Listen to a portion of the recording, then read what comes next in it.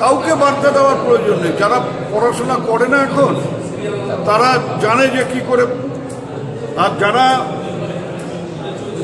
Derailed হয়ে যায় তাদের, আমাদের মঞ্চ তাদের নিয়ে চিন্তা। যারা ডিরেল্ড হয়ে গেছে বা ডিরেল্ড হওয়ার পথে তাদেরকে কি করে আবার লাইনে ফেরত আনা যায় সেই ব্যাপারে আমরা চিন্তা করছি। যারা পড়াশোনা করে তাদের নিয়ে ভাববার খুব একটা দরকার। জেলায় তো র্যাঙ্ক করেছে কিন্তু লোকেরা আসল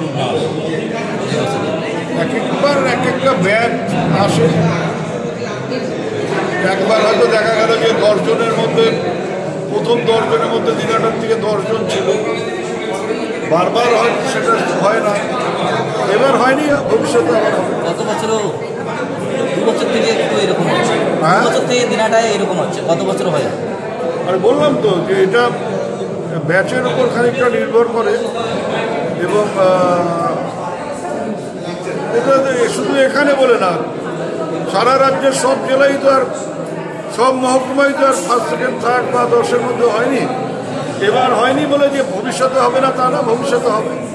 আবার একটা ভালো ব্যাচ আসবে, তাদের হয়তো অনেকেই হয়তো আবার র্যাঙ্ক করবে। আপনি স্কুলের শিক্ষকদের নিয়ে আলোচনা করবেন যা ভালো হয় করা হয়, বা হ্যাঁ বিভিন্ন স্কুলের প্রধান শিক্ষকদের সঙ্গে আলোচনা করবেন যার সামনে বসে কেমন করে। না না, এইটা একবারের জন্য আমি এমন কোনো গার্জিয়ান হইনি যে আমি গিয়ে স্কুল কর্তৃপক্ষের সাথে আলোচনা করব যে কেন এটা হলো না। এই মাতব্বরিটুকু করার অধিকারও আমার নেই। স্কুল কর্তৃপক্ষ যথেষ্ট ওয়াকিবহাল কী করে স্কুলের ফলাফল, ছাত্রছাত্রীদের ফলাফল ভালো হয় এবং কী করে তাদের স্কুলের নাম বৃদ্ধি হয় সে ব্যাপারে তারা অনেক ভালো জানেন। তাদেরকে জ্ঞান দেওয়ার আমার প্রয়োজন।